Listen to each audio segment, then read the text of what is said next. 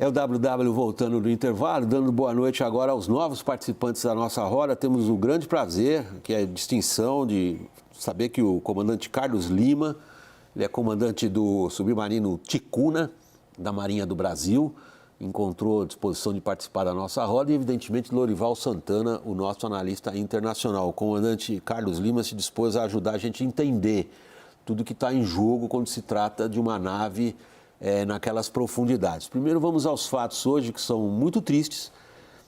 As buscas pelo submersível, ele implodiu no fundo do Atlântico Norte, matou os seus 5 ocupantes.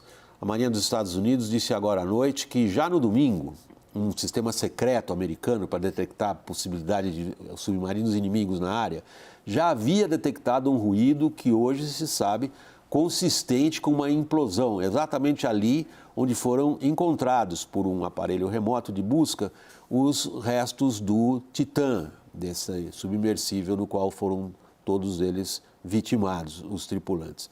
Agora falta esclarecer, segundo a Marinha Americana, qual foi a sequência de eventos que acabou terminando nessa catástrofe. A ideia, como todo mundo sabe, era levar turistas para ver de perto os destroços do Titanic. Vamos aos detalhes primeiro da reportagem da nossa correspondente em Nova York, Mariana Giangiacomo. O que era uma operação de busca e resgate do submersível e seus ocupantes virou uma busca pelos restos mortais dos 5 passageiros. Segundo a Guarda Costeira Americana, os destroços do Titã foram encontrados a 500 metros da proa do Titanic por uma espécie de robô submarino operado remotamente e que captura imagens do fundo do mar. As primeiras evidências indicam uma implosão catastrófica que matou todos a bordo do submersível. Foram achados 5 grandes pedaços do Titã, incluindo a parte da frente e o casco.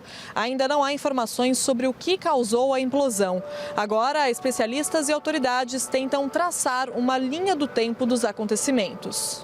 Nos 4 dias de buscas foram usados aviões e navios dos Estados Unidos e do Canadá. Nesta semana, sonares de aviões chegaram a detectar sons de batidas, mas a análise dos ruídos foi inconclusiva. E, segundo as autoridades, não há conexão dos barulhos com os destroços do submarino. A procura pelo veículo começou no último domingo, quando o Titã perdeu a comunicação com o barco-mãe na superfície após pouco mais de 1 hora e 45 minutos de mergulho. O passeio até os destroços do Titanic, a quase 4.000 metros de profundidade, começou de manhã e poderia ir até o fim da tarde. A OceanGate, empresa responsável pela expedição, cobra cerca de R$1.200.000 por passageiro para o passeio até o Titanic. A expedição começa em St. John's, no Canadá, com uma viagem de barco de quase 700 quilômetros até o local onde estão os restos do navio, que afundou em 1912. Todos a bordo do Titã sabiam que o submersível não contava com qualquer certificação e que a viagem poderia resultar em trauma emocional, ferimentos ou morte. Em nota, a empresa disse que todos a bordo eram verdadeiros exploradores que compartilhavam o mesmo espírito aventureiro. Comandante Carlos Lima, você é responsável por um navio importante, o submarino Ticuna. Sabemos aqui, o Lorival e eu somos muito interessados no assunto, porém leigos, né? Sabemos, evidentemente, que um submarino de guerra como o seu não vai àquelas profundidades. Mas gostaríamos de entender que tipo de material que é adequado para, digamos, para se construir barcos que desçam a essas profundidades. Seria essa talvez a explicação da catástrofe? O uso de materiais compósitos não adequados para essa pressão e essa profundidade? Boa noite a todos, boa noite ao público. Primeiramente, gostaria de me solidarizar com as vítimas desse evento. Nós, como submarinistas, acompanhamos sempre muito apreensivos os desdobramentos de uma situação como essa. Bom, em relação à sua pergunta, Sr. William Vac, os projetos submarinos militares, eles são desenvolvimentos históricos, certo? Sempre com muita pesquisa científica e depois testes no mar. Então, um submarino militar, por exemplo, ele possui aços que podem resistir a grandes profundidades, ocorrem testes diversos em diferentes profundidades, inclusive submetendo esse aço não somente a diferentes profundidades, mas também a diferentes velocidades. para verificar sua resistência à operação em imersão. Comandante Carlos, vou fazer uma pergunta pessoal com um bom intuito. Você entraria naquele submersível? Com certeza não entraria. Nós estamos acostumados a operar o submarino militar. Sabemos que todos que operam o submarino na Marinha do Brasil são voluntários, passam por um treinamento intensivo. Oficiais e praças são submetidos a avaliações psicológicas, avaliações de saúde, avaliações de desempenho que permitem a operação do submarino com segurança, de acordo com as profundidades que o projeto do submarino permite. Agora, a gente viu essa divulgação hoje, por parte da Marinha Americana, de um sistema secreto que ouve todos os barulhos no fundo do mar. Possivelmente, a gente sabe por filmes antigos já que eles estão ali preocupados se isso aí é a sua especialidade, né? Se submarinos hostis, evidentemente, não estão ali próximos da costa americana. Quer dizer que a Marinha Americana já sabia desde o primeiro momento que tinha acontecido?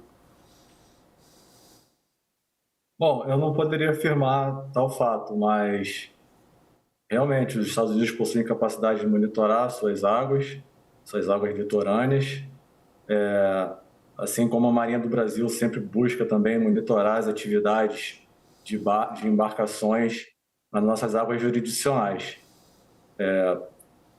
Não há informações conclusivas sobre todo o acompanhamento desse evento. Certamente as investigações mostrarão maiores detalhes no futuro. Lorival, a gente viu uma grande exposição de todos os artefatos criados desde o meio da Guerra Fria na operação de busca e salvamento não foi possível. Uhum. Eu queria colocar alguns aspectos para o comandante comentar. Em primeiro lugar, que o material, né, que normalmente, pelo que eu li, esses submersíveis são feitos de uma espuma sintática, né, que são polímeros com macromoléculas e tal, e esse foi feito com uma fibra de carbono com uma liga de titânio, e o dono da empresa, que morreu, disse claramente numa entrevista que era para economizar, que era mais barato dessa forma. Depois a forma dele, né, que era uma forma, um tubo em vez de uma esfera perfeita. Normalmente os submersíveis são esferas. Em terceira, a forma como ele operava. Uma pessoa que mergulhou nele, foram 46 pessoas que mergulharam entre 2021 e 2022, contou que durante a descida e a subida, 2 horas e meia de descida, 2 horas e meia de subida, a bateria, as luzes eram desligadas para economizar bateria, né? E então, assim, e que havia muito atrasos, às vezes, porque tinha problemas com a bateria, tinha problemas com o sistema de pesos que formam o equilíbrio da nave. Ou seja, há um conjunto de elementos aí que parecem dar a ideia de um projeto muito precário, né? Queria que o senhor comentasse se realmente são sinais de que era uma nave mais arriscada do que outras desse mesmo tipo. Essa questão é uma questão muito relevante. Os submarinos militares, por exemplo, eles possuem projetos testados, como eu já comentei, projetos que são frutos de avanço, de entendimento do comportamento de materiais quando em imersão, quando submetido a altas pressões. Além disso, os submarinos militares eles possuem uma capacidade robusta de navegação em imersão, de forma a estar o tempo todo com a certeza, bem próxima da certeza absoluta de qual é a posição do submarino em relação ao fundo do mar, que pode ocorrer um choque no fundo do mar, bem como em relação a contatos na superfície. Além disso, os sistemas do submarino normalmente buscam redundâncias. Então, por exemplo, nesse veículo submersível, ele tinha uma certa capacidade de velocidade. De 3 nós, parece a velocidade máxima de acordo com fontes abertas. A velocidade é um elemento importantíssimo para um veículo submersível em uma emergência, de forma que ele possa rapidamente sair de uma profundidade muito grande e vir para uma profundidade mais rasa, mais próxima à superfície e reduzir as pressões sobre o casco, de forma a permitir um tempo maior de reação a qualquer emergência. Comandante, 3 nós, para a gente ajudar o nosso público a entender, é mais ou menos a velocidade de alguém andando com certa rapidez. 3 nós vai dar mais ou menos 5,5 km por hora. Isso para as pessoas terem uma ideia de quão lento era esse submersível, mesmo considerando ele operando embaixo d'água. Agora, quanto à pressão, que a gente sabe da literatura, dos filmes, de todo o interesse por submarinos militares, é possível, no seu caso, por exemplo, existe algo que indica para a tripulação do submarino que ele está excedendo a sua capacidade de mergulho? Muito boa pergunta. Essa capacidade nossa de estar em imersão é verificada todo o tempo por diversos equipamentos. Sejam equipamentos que monitoram a atmosfera do submarino, que monitoram, por exemplo, o percentual de oxigênio a bordo, o percentual de gás carbônico a bordo, seja por meio de equipamentos que monitoram a nossa capacidade de produzir e preservar aguada a bordo, água potável, seja a capacidade de manter a condição de energia a bordo. Os submarinos militares, no caso do Brasil, operam com baterias. Essas baterias são continuamente monitoradas quanto à sua temperatura e à sua carga, ou seja, a capacidade que a bateria tem de manter os sistemas vitais do navio funcionando. Todos esses são aspectos que são levados em consideração durante a operação do submarino em imersão, por um amplo grupo de militares em serviço 24 horas por dia a bordo do submarino. Alguma coisa mais? Tem um aspecto interessante agora que, diferentemente do mundo da aviação, que existe toda uma estrutura, né, para fazer depois, fazer a investigação, né, das causas de um acidente como esse. Pelo menos nos Estados Unidos não existe essa estrutura para o campo marítimo. Não existem verbas, por exemplo, para coletar esse material, fazer essa análise, porque é uma área totalmente privada. Então, precisaria de indústrias, de empresas privadas se interessarem por financiar isso. Como que seria no caso do Brasil, se um acidente desse ocorre? Seria a cargo da Marinha que faria essa investigação? Comandante. Muito bem. No caso de acidentes submarinos, existe uma associação internacional chamada ISMERLO, do qual o Brasil faz parte ativamente.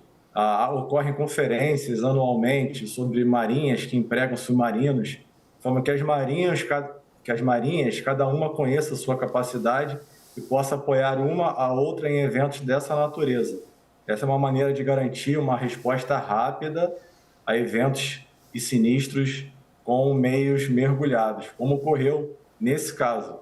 Pode parecer um tempo longo, entre o dia 18 e o dia 22, mas tudo indica que grande aparato de comunicação, comando e controle, meios autônomos que permitem o mergulho a grandes profundidades foram utilizados nesse evento e permitiram, de certa forma, uma conclusão relativamente rápida e uma identificação do que ocorreu até o momento.